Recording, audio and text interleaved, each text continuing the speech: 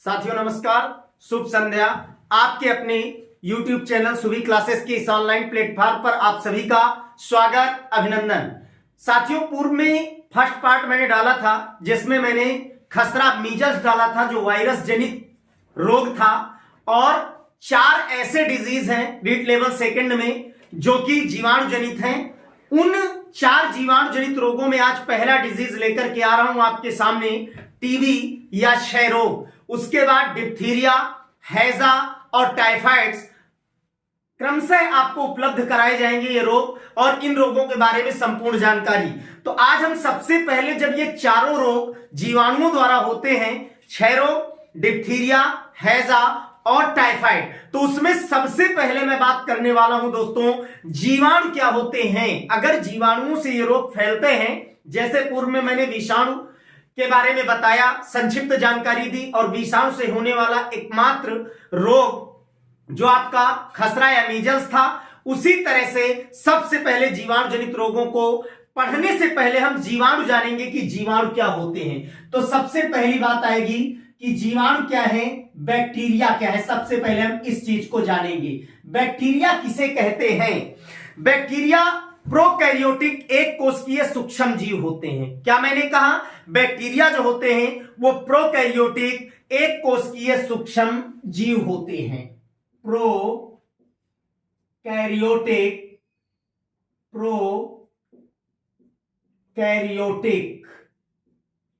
एक कोशिकीय सूक्ष्म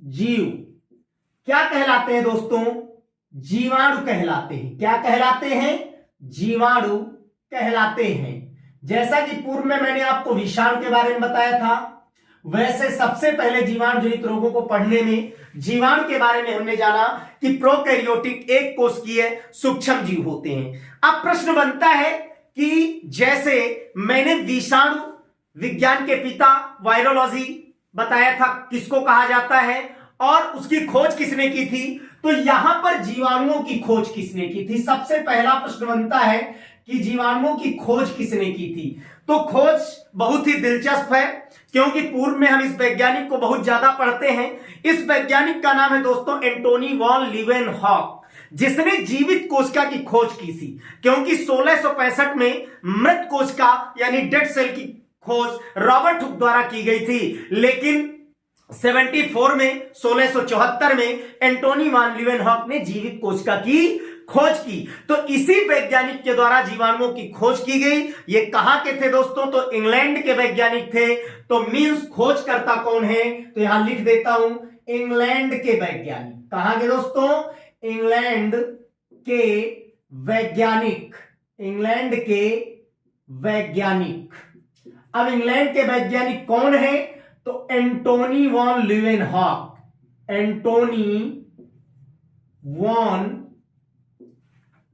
लीवेनहॉक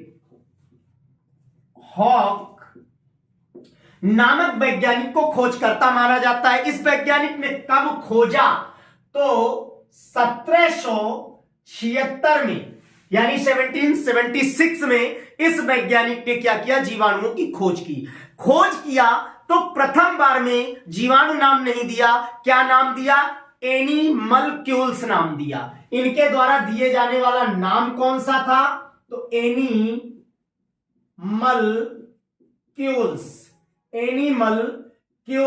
नाम जीवाणुओं को दिया गया।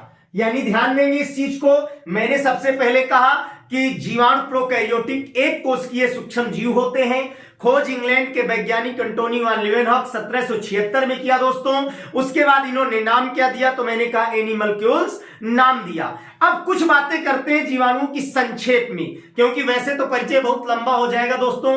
तो यहां मेन उद्देश्य है अपने को डिजीज रोगों को पढ़ना, उनके कारक, कारण, लक्षण, उपचार, बचाव। लेकिन फिर भी हम बात करते हैं कि जीवाणुओं की कुछ प्रमुख विशेषताएं जान लेते हैं। तो जो जीवाणु होते हैं प्रोकैरियोटिक एक कोशिकीय है, अर्थात कोशिका पाई जाती है। जब कोशिका पाई जाती है तो कोशिका में भित्ति भी पाई जाती होगी दोस्तों। तो जीवाणु जो होते हैं उनकी कोशिका भित्ति म्यूरिन या पेप्टाइडोग्लाइकन की बनी होती है। पहली बात यहां पर क्या, जो जीवाणु होते हैं उनकी कोशिका भित्ति यानी सेल वॉल, कोशिका भित्ति यानी सेल वॉल किसकी बनी होती है? तो याद रखेंगे दोस्तों, म्यूरिन या ऑब्लिक पेप्टाइडो ग्लाइकन की बनी होती है। किसकी बनी होती है? म्यूरिन या पेप्टाइडो ग्लाइकन की बनी होती है। दूसरी बात, अगर हम बात करते हैं जीवाणुओं के बारे में, तो इनमें न्यूक्लिक अम्ल पाए जाते हैं। उसके अलावा कार्बोहाइड्रेट, लिपिड्स, एंजाइम, प्रोटीन्स की उपलब्धता पाई जाती है या उपस्थिति पाई जाती है। जैसे बहुत सारे जीवधारी हैं, या मानव की बात कर लें या अन्य की बात कर लें, उनमें श्वसन अंग, श्वसन स्थल, माइटोकॉन्ड्रिया पाया जाता है, जिसको कोशिका का पावर हाउस कहा जाता है। तो जीवाणुओं में श्वसन स्थल क्या होता है? तो जीवाणुओं में ऊर्जा उत्पादन हेतु क्या पाया जाता है? मीजोसोम। क्या पाया जाता है दोस्तों? मीजोसोम पाया जाता है। यही तो क्या कहलाता है? जीवाणुओं का श्वसन स्थल कहलाता है। क्या कहलाता है दोस्तों? श्वसन स्थल कहलाता है। तीसरी बात मैंने अभी बताया कि जो जीवाणु होते हैं उनकी अगर हम बात करें संगठन की, तो इनमें क्या क्या होता है? तो दोस्तों इनमें न्यूक्लिक अम्ल। अब न्यूक्लिक अम्ल के बारे में ऑलरेडी आप लोग जानते हैं सभी, आरएनए, डीएनए, राइबोज न्यूक्लिक अम्ल, डीऑक्सी राइबोज न्यूक्लिक अम्ल। अगर हम बात करें तो डीएनए दो प्रकार के डीएनए सिंपल आप पढ़ते हैं, एक DS DNA, double standard DNA भी पाया जाता है। जिनमें डबल स्टैंडर्ड डीएनए दोस्तों पाया जाता है वो क्या होते हैं? प्लाज्मिड, अर्थात वृत्ताकार डबल स्टैंडर्ड डीएनए होता है, जिनको प्लाज्मिड के रूप में उपयोग किया जाता है। प्लाज्मिड के रूप में हम जीवाणु का ही उपयोग करते हैं, तो डबल स्टैंडर्ड डीएनए जो है वो क्या कहलाते हैं? प्लाज्मिड कहलाते हैं। ये हम जैव प्रौद्योगिकी बायोटेक्नोलॉजी के अंतर्गत पढ़ते हैं जब हम ट्रांसजेनिक पादप या ट्रांसजेनिक जंतुओं के बारे में पढ़ते हैं। तो मींस इनमें क्या है कि न्यूक्लिक अम्ल, उसके अलावा कार्बोहाइड्रेट,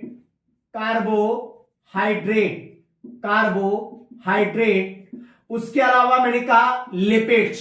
क्या दोस्तों? लिपिड्स। और लिपिड्स के अलावा एंजाइम व प्रोटीन क्या होता है? उपस्थित। ठीक है, इनकी उपस्थिति दोस्तों पाई जाती है। उसके अलावा ये प्रोटीन संश्लेषण भी दोस्तों करते हैं। तो प्रोटीन संश्लेषण किस प्रकार से करते हैं? तो इनमें प्रोटीन संश्लेषण के लिए प्रोटीन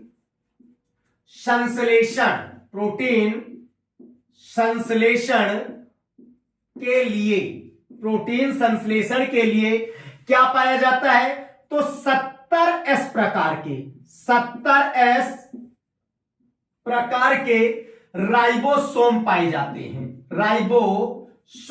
जाते हैं। जैसा कि आप जानते हैं दो प्रकार के ही पाए जाते हैं, 70S प्रकार के, 80S प्रकार के, जिनका अवसादन गुणांक दोस्तों भिन्न भिन्न होता है। जब हम सेल पढ़ते हैं यानी साइटोलॉजी, कोशिका विज्ञान के बारे में पढ़ते हैं, तो इनके बारे में हम विस्तृत जानकारी प्राप्त करते हैं। तो प्रोटीन संश्लेषण हेतु 70S प्रकार के राइबोसोम पाए जाते हैं। उसके अलावा दोस्तों आपको बता दूं, जो जीवाणु होते हैं ये छड़ाकार हो सकते हैं, दंडाकार हो सकते हैं, गोलाकार हो सकते हैं, और उसके अतिरिक्त कोमाकार भी हो सकते हैं। अलग अलग प्रकार की प्रकृति, आकार, संरचना के आधार पर ये पाए जाते हैं। जीवाणुओं की अगर हम बात करें तो इनमें गमन प्रचलन का माध्यम क्या होता है गति के लिए? तो कशाभिका, जिन्हें क्या कहा जाता है? फ्लैजिलेट्स कहा जाता है। क्या कहा जाता है? फ्लैजिलेट्स दोस्तों, या फ्लैजिला कहा जाता है। जैसे उदाहरण आपने देखा होगा युगलिना जो होता है इस प्रकार का होता है, उसमें पूंछ की तरह टेल संरचना निकली होती है। बस इसे ही तो हिंदी में क्या कहा जाता है दोस्तों? कशाभिका। और अंग्रेजी में फ्लैजिलेट्स या फ्लैजिला के नाम से जाना जाता है। और ये अपवाद भी है। अगर इसकी हम बात करें, प्रकाश संश्लेषण भी करता है और उसके अलावा सूक्ष्म जीवों का शिकार भी करता है। तो अभी यहां ये विषय नहीं चल रहा है, लेकिन ये केवल बताने के लिए कि इस प्रकार की संरचनाएं जीवाणुओं में पाई जाती हैं। उसके बाद जीवाणु भी आप पढ़ेंगे तो दो प्रकार के पढ़ेंगे आने वाले समय में, एक ग्राम पॉजिटिव, दूसरे ग्राम निगेटिव। जो ग्राम निगेटिव प्रकार के होते हैं वो पादपों में रोग अधिक उत्पन्न करते हैं, जो पॉजिटिव होते हैं, धनात्मक होते हैं, वो कुछ अपवाद स्वरूप पादपों में क्या करते हैं, रोग उत्पन्न करने का कार्य करते हैं दोस्तों। तो यहां तक एक अपना संक्षिप्त परिचय था जीवाणुओं को लेकर के दोस्तों, बैक्टीरिया को लेकर के। अब मैं पूर्ण रूप से सुचारू रूप से दोस्तों इसको साफ करके आपको केवल डिजीज के बारे में बात करूंगा। उस डिजीज का नाम है क्षय रोग या टीबी, जिसके बारे में हम विस्तार से जानेंगे, जो 12th बायोलॉजी के स्टूडेंटों के लिए आने वाले एग्जाम के लिए बहुत इंपॉर्टेंट है, साथ में रीट लेवल सेकंड के लिए बहुत ही इंपॉर्टेंट टॉपिक होने वाला है, क्योंकि जीरो से हीरो तक की संपूर्ण जानकारी इस वीडियो में एक एक डिजीज की दी जाएगी। तो यहां पर आप देख पा रहे होंगे, मैंने कहा जीवाणु प्रोकैरियोटिक एक कोशिकीय सूक्ष्म जीवाणु होते हैं। इंग्लैंड के वैज्ञानिक एंटोनी वान लीवेनहॉक ने 1776 में खोजा, एनिमल्क्यूल्स नाम दिया। जो जीवाणु होते हैं कोशिका भित्त म्यूरिन या पेप्टाइडोग्लाइकन की बनी होती है। ऊर्जा उत्पादन हेतु मिजोसोम श्वसन अंग स्थल होते हैं। कार्बोहाइड्रेट, न्यूक्लिक अम्ल, प्रोटीन और एंजाइम्स इत्यादि ये पाए जाते हैं। प्रोटीन संश्लेषण हेतु 70 इस प्रकार के राइबोसोम पाए जाते हैं। मैंने कहा ये छड़ाकार हो सकते हैं, दंडाकार, गोलाकार और कौमाकार हो सकते हैं। उदाहरण कौमाकार जैसे विब्रियो कौमाकार कहलाता है, इसी तरह भिन्न भिन्न पाए जाते हैं। मैंने कहा ग्राम निगेटिव ज्यादा डिजीज फैलाते हैं पादपों में, पॉजिटिव कुछ अपवाद स्वरूप कम, डीएस डबल स्टैंडर्ड डीएनए यानी प्लाज्मिड जिसको कहते हैं। तो यहां तक की बातें हमने जानी। अब हम विस्तार से दोस्तों लेंगे किसको, अब हम लेने वाले हैं सिर्फ एक डिजीज को, जिसका नाम है टीबी या क्षय रोग। ये रोग जो होता है नॉर्मल सबको पता है, लंबे समय तक दोस्तों इसमें खांसी आती है, खांसी के साथ खून आने लगता है, बलगम के साथ खून आता है, कमजोरी और थकान महसूस होती है और अंततः कभी कभी ज्यादा दुष्प्रभावी परिणाम होने पर रोगी की मृत्यु भी हो जाती है। तो सबसे पहले मैं बात करता हूं किसकी, रोग की। किसकी दोस्तों, रोग की। रोग कौन सा पढ़ने वाले हैं, तो शॉर्ट भाषा में क्या बोला जाता है, टीबी।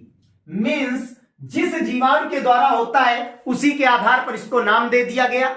और भी इसका दूसरा नाम है टीबी का, अन्य नाम देखें, अन्य नाम अगर बात करें तो यक्ष्मा बोला जाता है। क्या बोला जाता है, यक्ष्मा बोला जाता है, काक रोग बोला जाता है।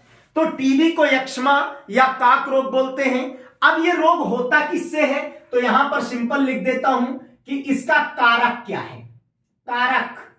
कारक कौन है, तो माइक्रो बैक्टीरियम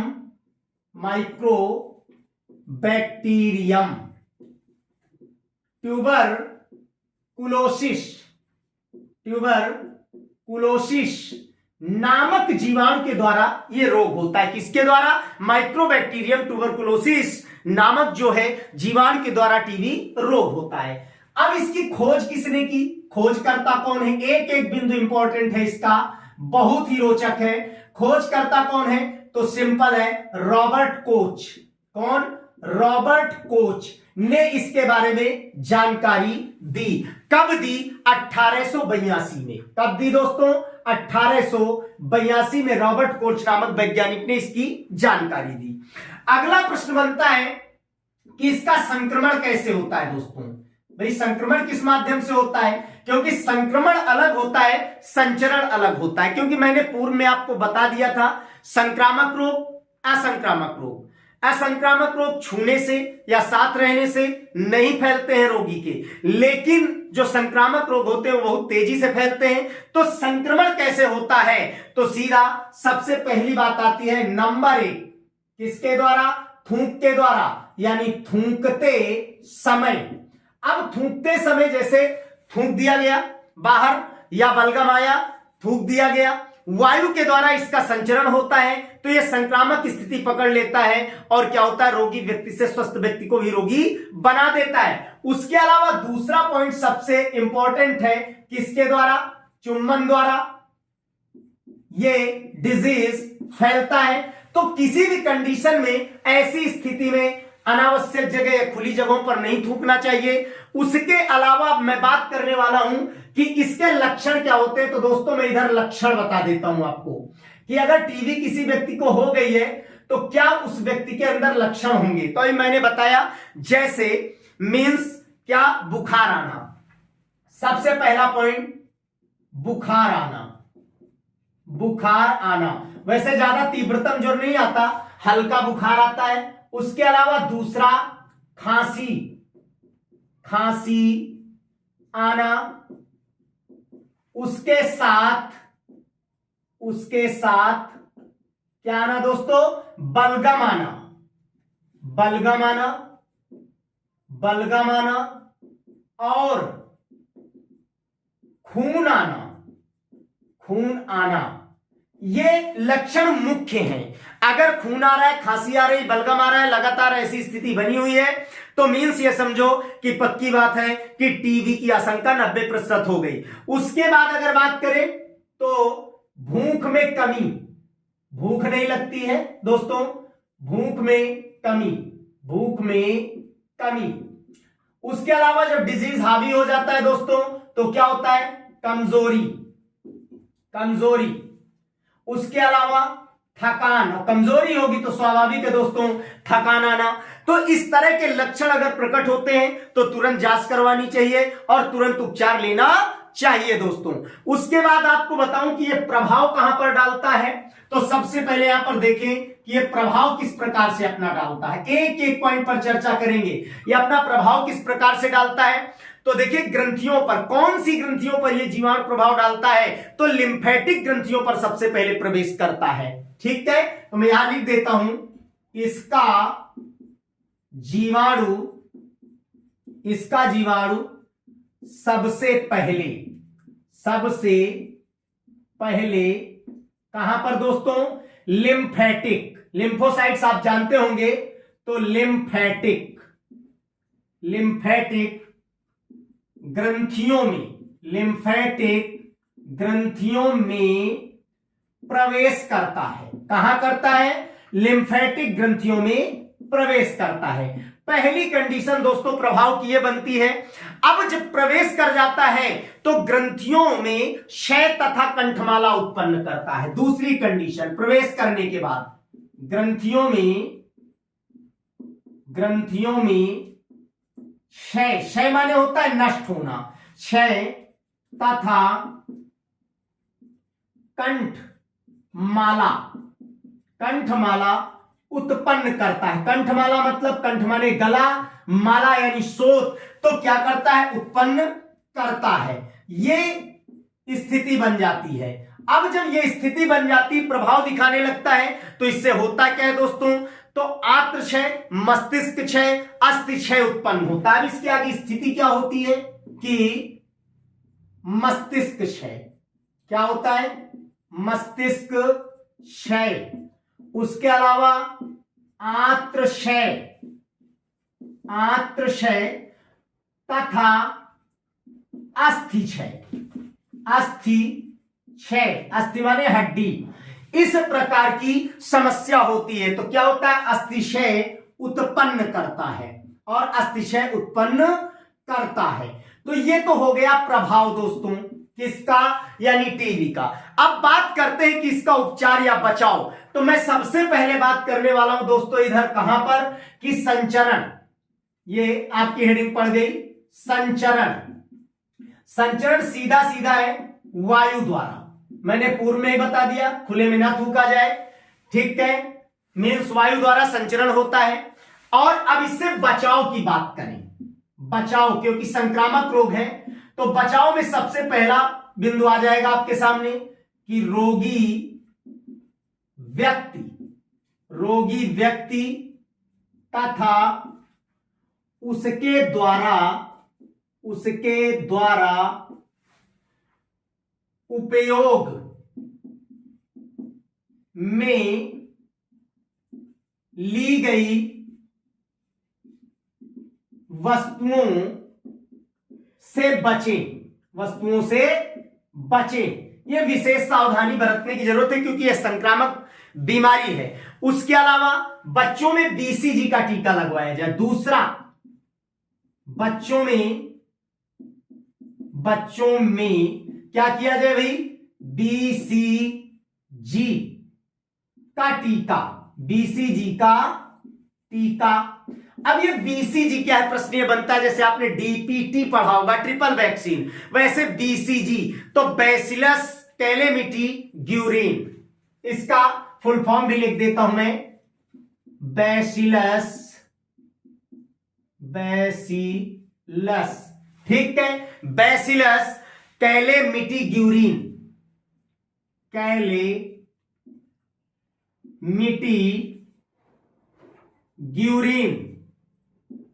ग्यूरिन, ये इसका पूरा नाम है। यानी बीसीजी का बच्चों में क्या करवाया जाए, टीकाकरण करवाया जाए।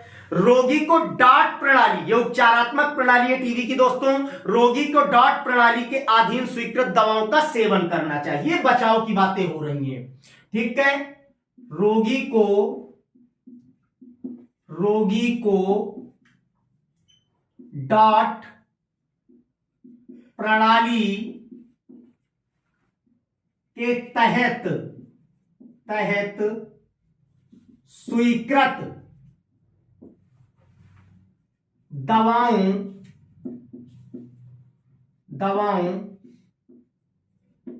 का सेवन करना चाहिए।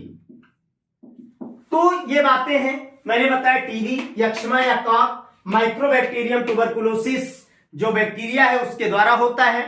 रॉबर्ट कोच ने खोजा 1882 में। संक्रमण मैंने बताया थूकने या चुम्बन द्वारा। लक्षण मैंने कहा बुखार, खांसी आना, हल्का ज्वर आता है, खांसी लगातार आती है, उसके साथ बलगम या खून आता है, कमजोरी का एहसास रोगी को होता है, थकान अनुभव महसूस होता है, भूख में कमी आ जाती है। मैंने कहा इसका जीवाणु प्रभाव कहां डालता है, तो मैंने कहा लिम्फेटिक ग्रंथियों में डालता है, प्रवेश करता है। उसके बाद क्या करता है, ग्रंथियों में क्षय यानी कमजोर बनाता है उनको, और कंठमाला उत्पन्न करता है जिससे आंत्रक्षय, मस्तिष्क क्षय, अस्थिक्षय उत्पन्न हो जाता है। बात आई संचरण की, तो मैंने कहा वायु द्वारा यह रोग संचारित होता है, फैलता है बहुत तेजी से। उसके अलावा मैंने कहा इससे बचाव कैसे किया जाए, तो रोगी व्यक्ति या उससे उपयोग की जाने वाली वस्तुओं से दूरी बना करके रखें, उनको अलग रखें। बच्चों में बीसीजी मैंने कहा बैसिलस कैलेमिटी ग्यूरिन का टीकाकरण किया जाए। रोगी को डॉट प्रणाली के तहत स्वीकृत जो दवाएं हैं जो चिकित्सक की सलाह से दी जाती हैं, या यूं कह दूं डॉट प्रणाली का मतलब एक कोर्स जो निश्चित किया गया है वो लगातार उपयोग में लेना चाहिए। इस तरह से किसके द्वारा बचा जा सकता है, टीबी के द्वारा बचा जा सकता है। तो ये एक संक्षेप में परिचय था। अब हम बात करने वाले हैं इसी में, ये संचरण के बाद, कि भारत में क्या स्थिति रही दोस्तों टीबी की।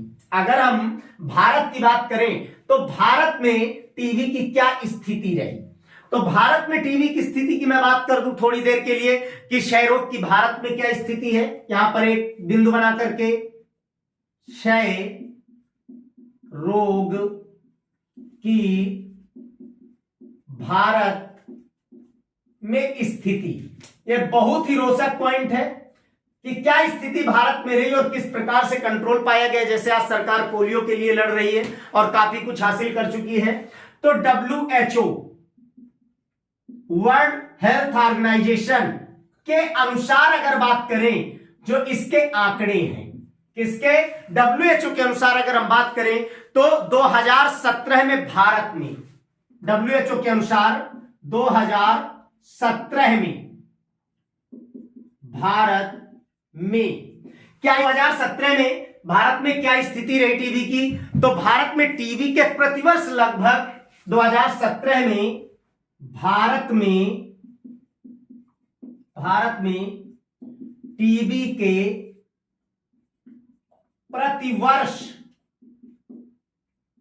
लगभग, एक आंकड़ा है, लगभग 13.4 लाख, 13.4 लाख जो है रोगी या मामले आते थे। ठीक है, 13.4 लाख मामले आंकड़ों के अनुसार मामले आते थे।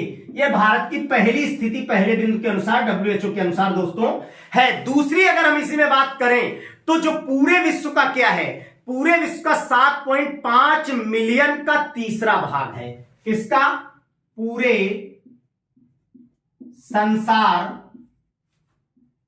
का 7.5 मिलियन का क्या है, तीसरा भाग है। अगर आंकड़ा देखा जाए तो तीसरा भाग है इन आंकड़ों के अनुसार। अगली स्थिति की अगर हम बात करें दोस्तों, तो अगली स्थिति की जब बात करते हैं तो सभी नए टीबी मामलों का 3% एमडीआर। एमडीआर क्या होता है? तो एमडीआर का मतलब होता है मल्टी ड्रग रेजिस्टेंस। मींस कहने का मतलब सभी नए टीबी मामलों का 3%, सभी नए टीबी मामलों का 3%, किसके अंतर्गत? एमडीआर। एमडीआर मैंने क्या बताया? मल्टी ड्रग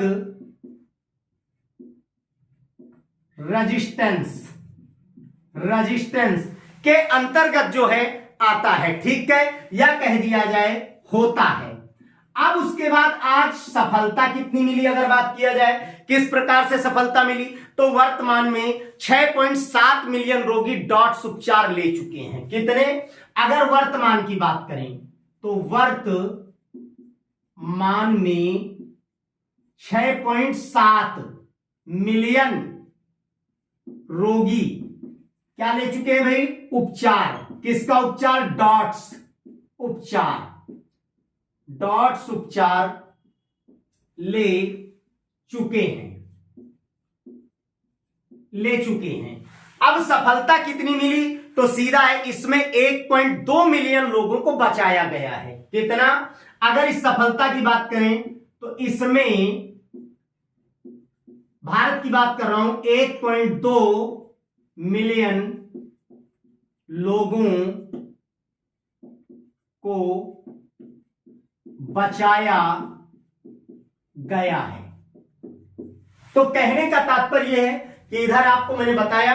अब यहां पर मैंने कहा क्षय रोग की भारत में स्थिति क्या रही, तो पहला पॉइंट मैंने दोस्तों कहा WHO के अनुसार 2017 में भारत में टीबी के प्रतिवर्ष मरीजों की बात करें तो 13.4 लाख मामले मिलते थे, आते थे, जो पूरे विश्व का कितना है? 7.5 मिलियन, यानी तीसरा हिस्सा है। और उसके बाद सभी नए जो टीबी मामले हैं 3% एमडीआर यानी मल्टी ड्रग रेजिस्टेंस होता है। वर्तमान में 6.7 मिलियन रोगी डॉट्स उपचार ले चुके हैं, जिनमें से ये 1.2 मिलियन यानी लोगों को क्या किया गया? बचाया गया है। तो दोस्तों आज एक डिजीज की केवल जानकारी रोग की आपको दी गई, जिसकी संपूर्ण बेहतरीन जानकारी दी गई है। तो आप जो है निश्चित सफलता के लिए जरूर पढ़ें और देखें और वीडियो को समझें और लाइक करें, कमेंट्स करें, शेयर करें और साथ में कमेंट्स जरूर करें। और अगर वीडियो अच्छा है तो जरूर अपनी जानकारी भी हमसे साथ में साझा करें। तब तक के लिए धन्यवाद, नमस्कार, फिर मिलेंगे।